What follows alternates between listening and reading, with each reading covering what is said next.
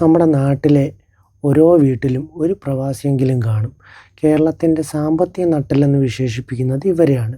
എന്നാൽ നിങ്ങളൊന്ന് ആലോചിച്ച് നോക്കിക്കേ, പെട്ടെന്ന് ലക്ഷക്കണക്കിന് പ്രവാസികൾ നാട്ടിലേക്ക് ജോലിയൊക്കെ നഷ്ടപ്പെട്ട് വരുന്നൊരവസ്ഥ. ഇത് വെറും ഒരു പേടിപ്പിക്കലൊന്നുമല്ല, ഇങ്ങനെ സംഭവിക്കില്ല എന്ന് പറയാനും കഴിയില്ല.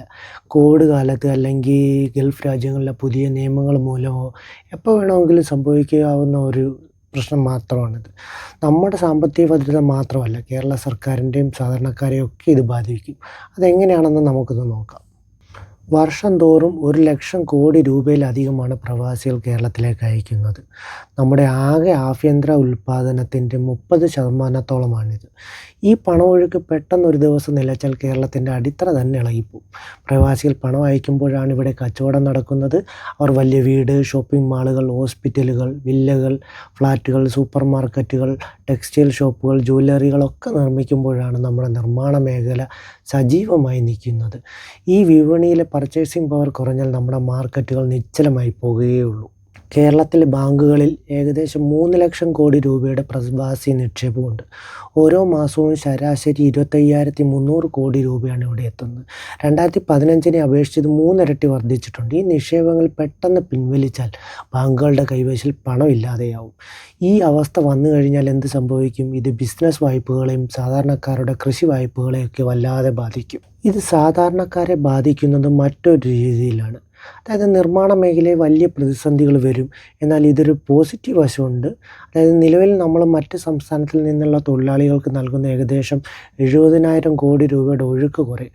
മലയാളികൾ തന്നെ തൊഴിലുകൾ ഏറ്റെടുക്കാൻ തയ്യാറായാൽ ഉൽപ്പാദന രംഗത്ത് മാറ്റം വന്നേക്കാം. എങ്കിൽ പോലും സൂപ്പർ മാർക്കറ്റിൽ, ഹോസ്പിറ്റൽ, ടൂറിസം മേഖലയിലൊക്കെ കടുത്ത പ്രതിസന്ധി ഉണ്ടാകും. ചികിത്സാ ചെലവ് കൂടാനും ഇത് കാരണമാകും. ഏറ്റവും പ്രധാനപ്പെട്ട ചോദ്യം സർക്കാർ ഉദ്യോഗസ്ഥരുടെ ശമ്പളം മുടങ്ങുമോ എന്നുള്ളതാണ്. സർക്കാരിൻ്റെ നികുതി വരുമാനത്തിൻ്റെ വലിയൊരു ഭാഗം വരുന്നത് പ്രവാസികൾ സാധനങ്ങൾ വാങ്ങുമ്പോൾ ലഭിക്കുന്ന GSTയിലൂടെയും ഭൂമി രജിസ്ട്രേഷൻ വഴിയുമാണ്. ഈ ഒരു വരുമാനം ഇടിഞ്ഞാൽ പെട്ടെന്ന് ശമ്പളം വൈകുകയും പങ്കാളിത്ത പെൻഷൻ പദ്ധതിക്ക് പകരമായി അഷ്വേർഡ് പെൻഷൻ നടപ്പിലാക്കാനുള്ള തീരുമാനം വേണ്ട എന്ന് വെക്കുകയും ചെയ്യും. പുതിയ നിയമനങ്ങൾ PSC വഴി നടക്കുന്നത് കുറയും. DA കുടിശ്ശിക, ശമ്പള പരിഷ്കരണം എന്നിവയെല്ലാം നിലയ്ക്കും.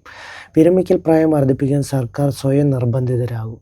ചുരുക്കത്തിൽ പറഞ്ഞാൽ സർക്കാർ ജോലിയുടെ ആ പഴയ ഒരു സുരക്ഷിതത്വം ചോദ്യം ചെയ്യപ്പെടും. ഇന്ധന നികുതിയും വെള്ളക്കരവും വൈദ്യുതി ചാർജും ഒക്കെ വർദ്ധിപ്പിക്കേണ്ടി വരുന്ന സാഹചര്യം ഇതോടുകൂടി ഉണ്ടാകും.